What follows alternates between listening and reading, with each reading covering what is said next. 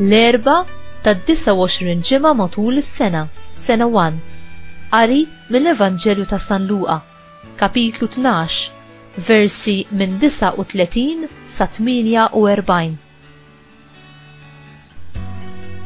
F'dak iż-żmien Ġesu qal: Kunu għafu dan, li kieku sit id-dar kellu jkun jaf x'kien ikun ġej il-ħallil, ma kienx se jħalli min jinfidlu il-ħajt ta' daru.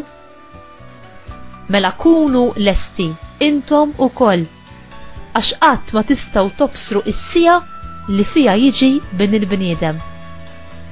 Mulej, qallu Pietru, din il-parabola qiegħed tgħidha għalina jew għal kulħadd?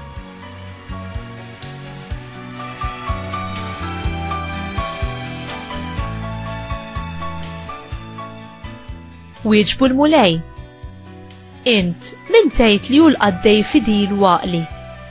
Minu dak li s-sit iqedu fuq in-nies tad-dar biex jagħtihom semhom f'ħin l-ikel? Ħin dak il-qaddej li sidu jiġi u jsibu jagħmel dan.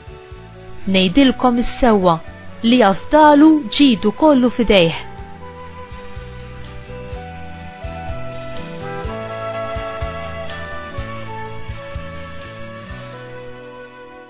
Imma nagħmlu mod li dak il-qaddej jibda jgħid f'qalbu: Sidi jiddawwar ma jiġi, u jaqbad isawwat lil qaddejja kollha, irġiel u nisa, u jiekol u jagħtiha għax-xorb u s-sokor.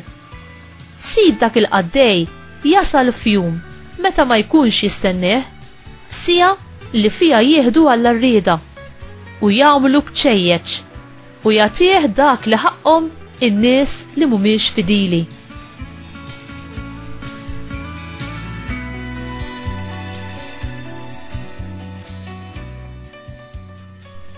U dak il-qaddej li jkun jaf xi jrid sidu u madankollu ma jħejjix jew ma jagħmilx li jrid sidu, swad kbir jaqla. Min imbagħad bla ma jkun jaf xi jrid sidu jagħmel xi ħaġa li jkun ħaqqa swad, dan ftit jissawwat. Għax lil min taw ħafna ifittxu li jieħdu ħafna minn għandu, u min ħallewlu ħafna fidejh iżjed jippretendu minn għandu. Il-kelma tal-mulej tifħir lilek Kristu.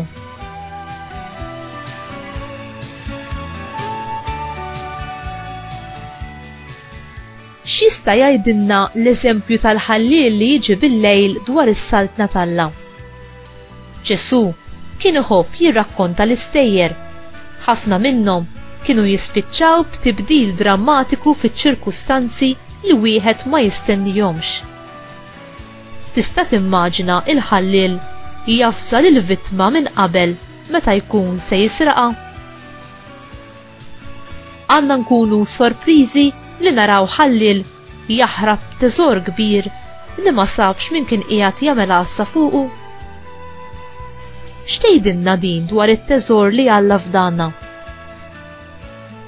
Meta Alla joffrilna s-saltna u jagħtina teżor bla qis, kif juru wkoll il-parabola tat-teżor moħbi fl-għalqa u dik tad-drakma li kienet tiswa ħafna f'Mattew kapitlu 13 versi minn 44 sa 46.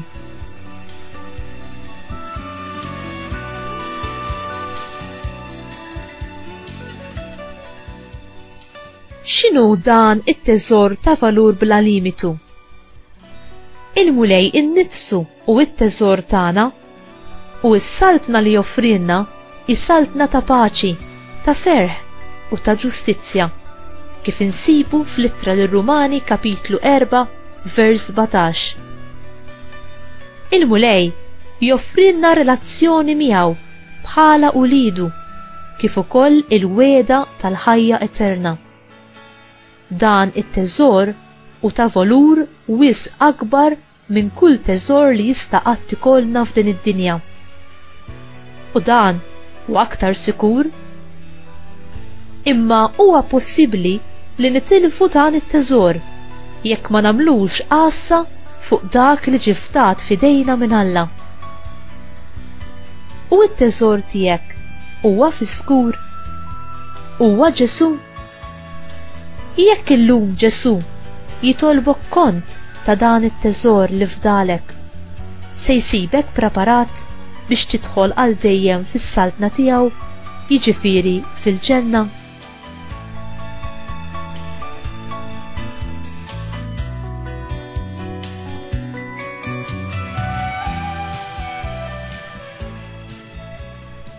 Sinjur Alla, għamel li nkun għaqli fil-mod kif jien neżerċita ir-responsabbiltajiet tiegħi. Ħankun noġbok f'kollox.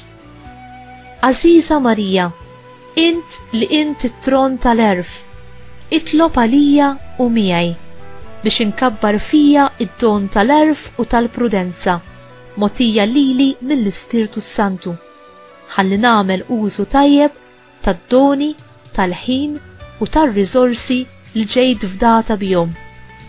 Amen.